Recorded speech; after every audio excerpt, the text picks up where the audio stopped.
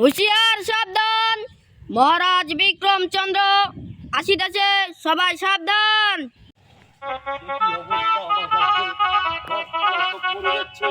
এই গরম কি সহ্য হচ্ছে?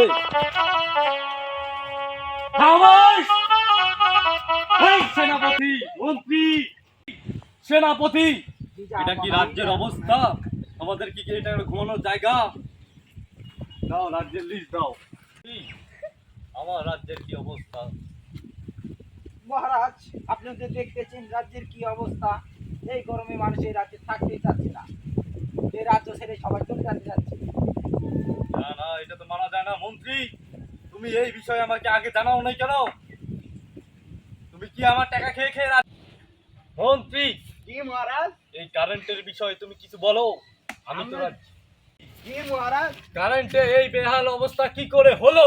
আমরা যে পরিমাণ কয়লা উৎপাদন করেছিলাম সব শেষ হয়ে গেছে মহারাজ। সেনাপতি, জি মহারাজ, রাজ্যের এই অবস্থা দেখে, আমার রাজ্যের মানুষদের দেখে আমি কি বলবো, আমারই অবস্থা খারাপ হয়ে যাচ্ছে। গতকাল আমি রানীকে নিয়ে ঘুমাতে পারিনি। রাত 12টার সময় কারেন্ট গেছে, সেই 3টার সময় কারেন্ট আসছে।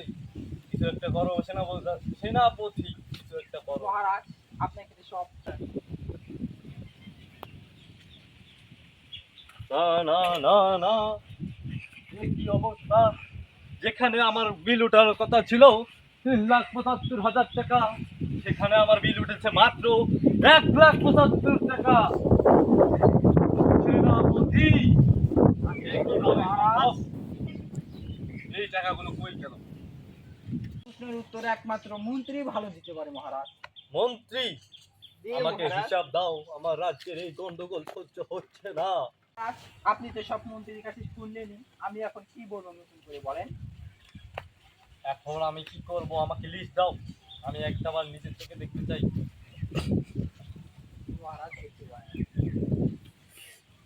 আগামীকাল ফুলপুরি নগরে কারেন্ট থাকার কথা ছিল 11টা পর্যন্ত, সেখানে কারেন্ট 9টা পর্যন্ত কেন? মহারাজ, কয়লা সংরক্ষণ করতে পারতেছি না, আমরা অনেক ব্যর্থ হয়ে যাচ্ছি। আমি তো কয়লা কেনার টাকা তোমাদের দিয়েছিলাম, সেটা ফুরিয়ে গেছে মহারাজ। সেটা কিভাবে ফুরালো? মন্ত্রী, জি মহারাজ, আদেশ করুন, আদেশ করুন। কিছু একটা উপায় বের করো।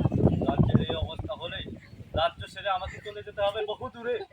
মহারাজ, আমরা আপ্রাণ চেষ্টা করতেছি। আমি মহারাজ সেনাপতিকে নিয়ে গেছিলাম মহারাজ, কেউ বিল দিতে চায় না মহারাজ।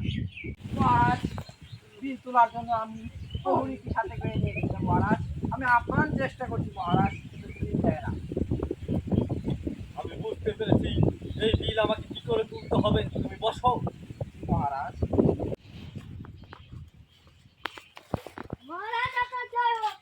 শান্ত হও, পরে শোনাও। জি মহারাজ।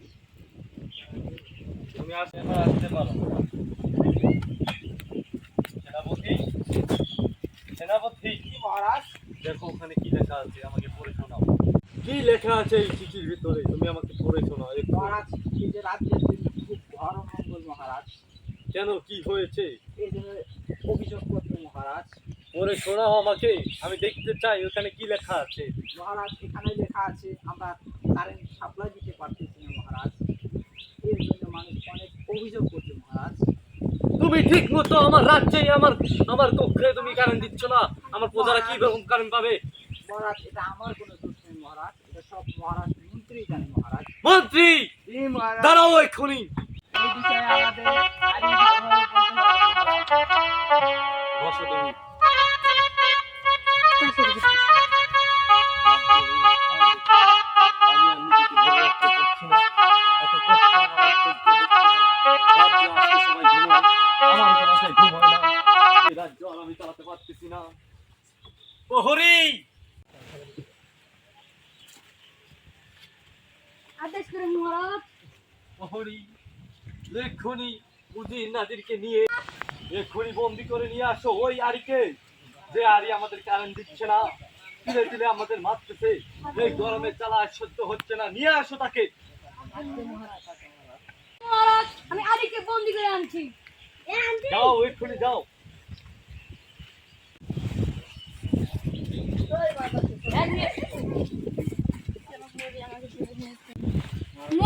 জয় হোক।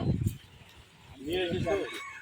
মহারাজ আমি বন্দি করে আনছি আদিকে। তাকে রাখো, তুমি আসো এখান থেকে, বসো এখানে। আজকে মহারাজ তুমি আমার রাজ্যের না যে হাল অবস্থা করেছো, প্রত্যেকটা জনগণের তুমি রাতের ঘুম অন্ধকার করে দিয়েছো। এই গরমে মানুষ কি টিকতে পারে? তুমি এমনকি মহারাজের কক্ষটাও তুমি কারেন্ট অফ করে দিয়েছো। কেন কেন কেন এইসব করলে বলো?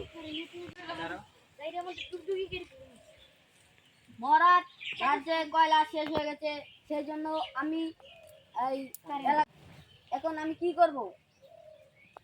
বিষয়টা অনেক জটিল, আমাকে অনেক কঠিন চাপের মধ্যে ফেলেছো তোমরা সেনাপতি।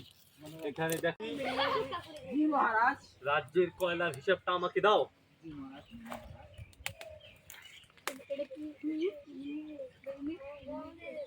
সেনাপতি এ কি বললো? জি মহারাজ বলুন। এখনো আমার হিসেবে 5 বছর রানিং চলবে কয়লা, সেই কয়লা এখনই শেষ এত তাড়াতাড়ি? মহারাজ এটা আমি জানতে পারলাম না মহারাজ, এই দায়িত্ব আমি নাই মহারাজ। এই আরি, এই কেমন হিসাব করেছো তুমি? আমার লিস্টে এখনো 5 বছর চলবে, কেউ বিলও না দেয় 5 বছর চলবে, আমি এতগুলো কয়লা কিনেছি, আর তুমি বলতেছো কয়লা শেষ। হিসাব দাও এক্ষুনি, নইলে তোমাকে আমি। আগে মহারাজ আমার ভুল হয়েছে, এখানে আমার কোনো দোষ নেই, এখানে সব দোষ মন্ত্রী। মন্ত্রী আমাকে এগুলো করতে বলেছিল, সেই জন্য আমি করেছি। টাকার লোভ দিয়েছিল, সেই জন্য আমি করেছি। মন্ত্রী, জি বসো মহারাজ। তুমি। মন্ত্রী, এসব কি শুনছি আমি? তুমি আমার রাজ্যের মন্ত্রী হয়ে তুমি বলো আমাকে কয়লা কোথায় লুকিয়েছো? মহারাজ মন্ত্রী টাকার লোভে সব কয়লা বিক্রি করে দিয়েছে মহারাজ। ছি ছি মন্ত্রী, তুমি এটা করতে পারলা? ছি। সরি মহারাজ, এবারকার মতন আমাকে ক্ষমা করে দিন মহারাজ। প্রহরী, আদেশ করেন মহারাজ।